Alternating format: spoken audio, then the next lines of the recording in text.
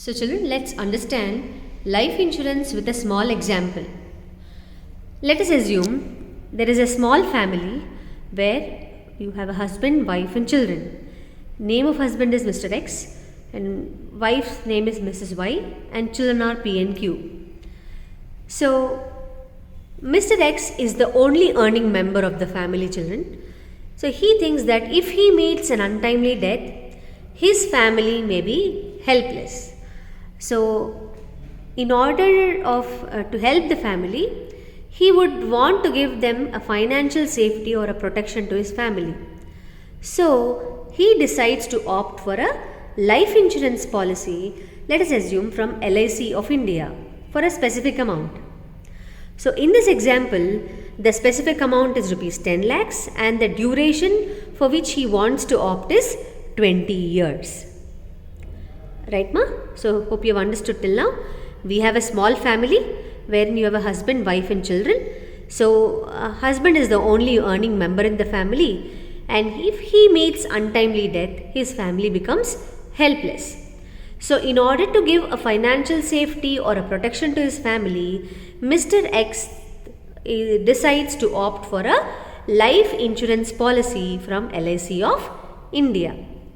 So, the policy amount is 10 lakhs and the duration is 20 years. So far so good? Right. So let us move on to the next step.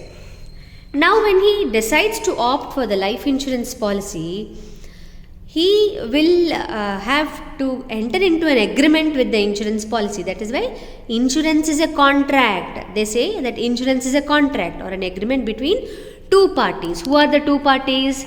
One is the insured, means the person who is taking the insurance policy, and the other one is the insurer who is providing the insurance. LIC is the provider, right? So, LIC is the insurer and Mr. X is the insured.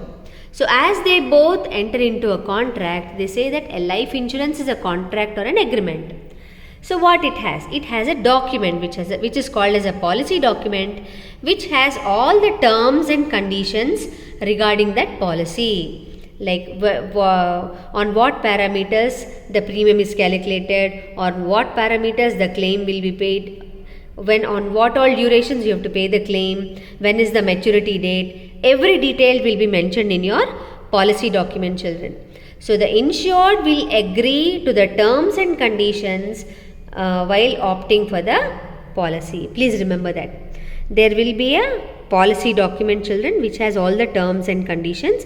The insured will agree to the terms and conditions before he opts for the policy, while he is opting for the policy. Right. Now, let us come back to the next step.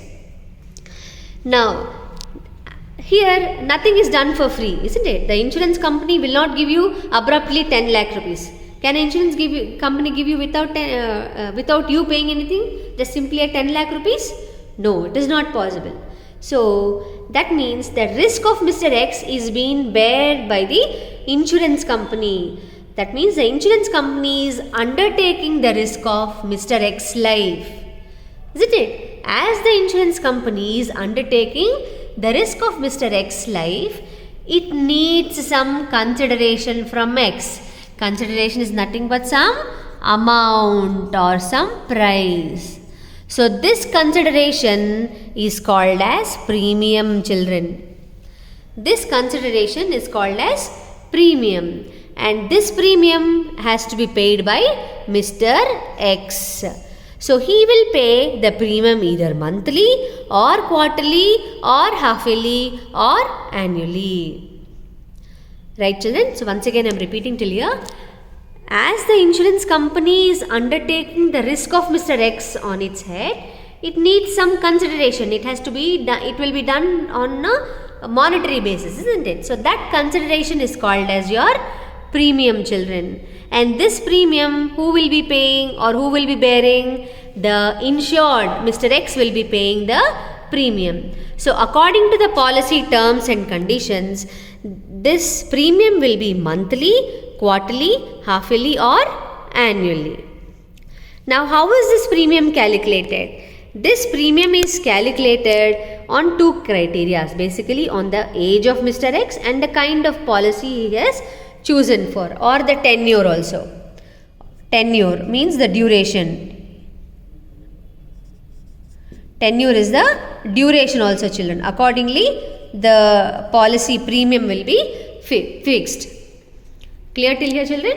So accordingly, according to the age of Mr. X, according to the kind of policy and according to the tenure of the policy, the premium will be fixed by the insurer. By the insurer is the insurance company.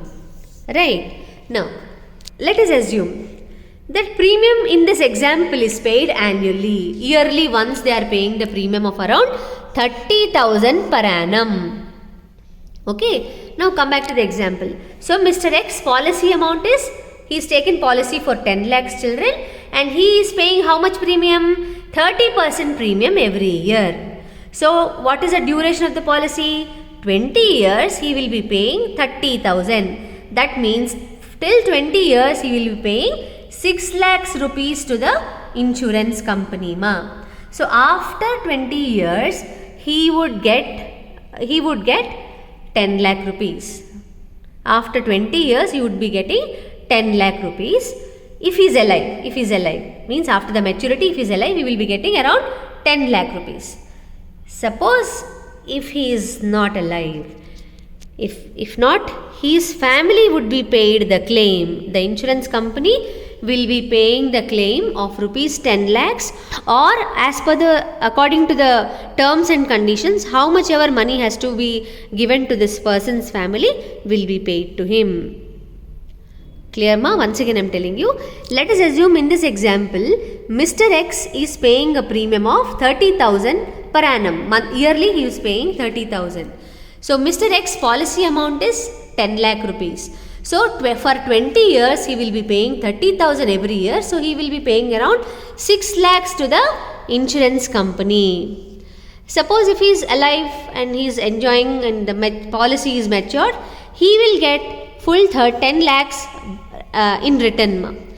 Suppose if he is no more and his family would be getting the claim on policy of 10 lakhs. Either the insurance company will pay full 10 lakhs, or as per the terms and conditions they will calculate and pay the claim. So this is example of life insurance, and this form of this is a form of endowment policy. This is an example for endowment policy under life insurance. Hope it is clear, ma, all of you? Hope it is clear? Right.